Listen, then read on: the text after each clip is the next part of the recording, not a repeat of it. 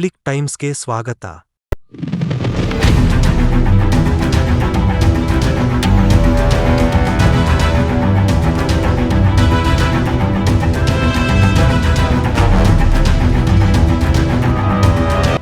ಇಳಕಲ್ ನಗರದಲ್ಲಿ electrical scooty ಸ್ಫೋಟ ಹಾನಿ.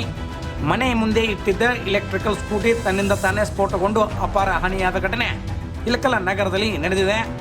ಬಾಗಲಕೋಟೆ ಜಿಲ್ಲೆಯ ಇಳಕಲ್ಲದ ಕಲೆ ಮತ್ತು ಸಾಂಸ್ಕೃತಿಕ ಸಂಸ್ಥೆಯ ಇಸಿಒ ಪ್ರಾಥಮಿಕ ಶಾಲೆಯಲ್ಲಿ ಕ್ಲರ್ಕ್ ಆಗಿರುವ ವೇಣುಶಂಕರ್ ಕುಂಟೋಜಿ ತಮ್ಮ ಮನೆಯ ಮುಂದೆ ಇಟ್ಟಿದ್ದ ಸ್ಕೂಟಿ ಒಮ್ಮಿಂದೊಮ್ಮೆಲೆ ರಾತ್ರಿ 12 ಗಂಟೆ ಸುಮಾರಿಗೆ ಸ್ಫೋಟಗೊಂಡಿದೆ. ಇದರಿಂದಾಗಿ ಮನೆಯೊಳಗೆ ಮಲಗಿದ್ದ ಎಲ್ಲರೂ ಹೌಹಾರಿ ಹೊರಗೆ ಬಂದು ನೋಡಿದಾಗ ಸ್ಕೂಟಿ ಉರಿಯುವ ಜೊತೆಗೆ ಮನೆಯ ಗೋಡೆಗೂ ಬೆಂಕಿ ಹತ್ತಿಕೊಂಡಿತ್ತು. ಕೂಡಲೇ ಅದನ್ನು ಆರಿಸಿದರು. ಸ್ಕೂಟಿ ಸಂಪೂರ್ಣವಾಗಿ ಸುಟ್ಟು ಹೋಯಿತು ಎಂದು ಅವರು ವಿವರಿಸಿದರು.